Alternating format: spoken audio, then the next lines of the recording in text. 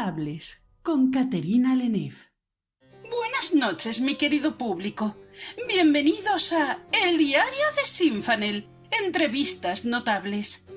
Esta noche tenemos con nosotros a la dueña de la casa de geisha con más renombre de todo Tsunagara, Takaito Unmoi. Buenas noches, mi señora. Bienvenida. Buenas noches, Lenef-san. Muchas gracias por la invitación. Gracias a vos por aceptarla, señora Unmoi. Si os parece bien, comenzaremos con las preguntas de El Diario de Sinfanel. Sabemos que Takaito Unmoi fue una de las mejores geisha de Tsunagara en su juventud y siempre una leal servidora. Podría decirse que también aliada y amiga de su majestad Sikailon. Pero, ¿cómo comenzó su carrera? Vuestra carrera, mi señora. Intuyo que pensáis que provengo de una familia pobre y que fui entregada a una ollica a cambio de talis o para procurar mi supervivencia, pero en cualquiera de los casos erráis. Provengo de una de las familias más acaudaladas de Tsunagara, los Unmoi, que construyeron su fortuna como destacados artistas de la corte. Para mí, convertirme en geisha era un honor. Honraría a mi familia. Con tan solo 10 años, dejé mi hogar y comenzó un largo camino de aprendizaje. ¿Qué decisión más dura para una niña tan pequeña? ¿Vuestros padres aceptaron de buena gana? Por supuesto. Como os he dicho, ser geisha honraría a mi familia.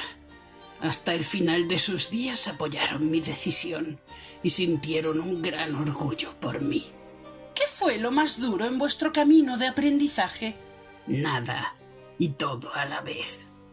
Una geisha hace grandes sacrificios, pero los acepta y continúa con la fuerza, tesón y paciencia necesarios para alcanzar el lugar que le corresponde. Sabemos que las geisha adquieren un protector en la edad adulta. ¿Quién fue el vuestro?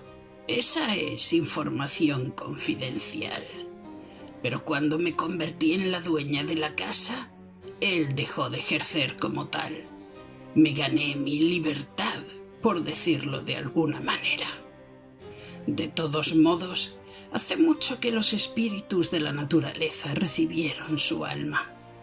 ¿Lo amasteis o habéis amado a algún hombre antes o después de él? Sabéis poco de nuestro mundo, Lenef-san. Amar no está permitido. No estamos en este mundo para eso.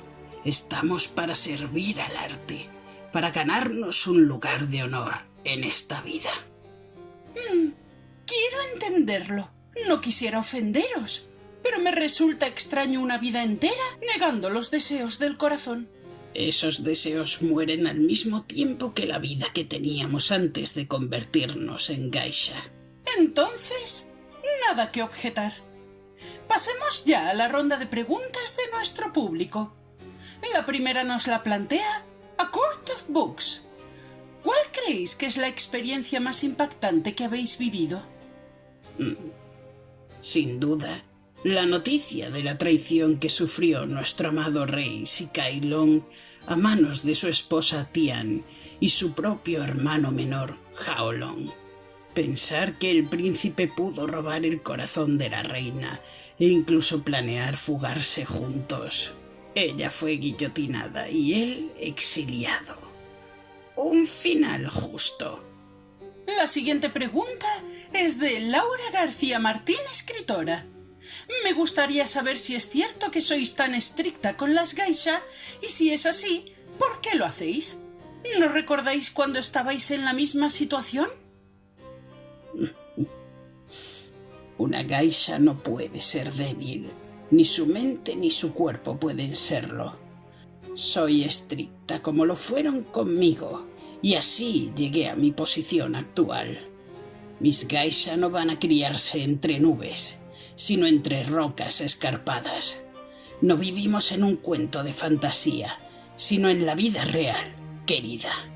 Y en la vida real se suda y se sangra para salir adelante.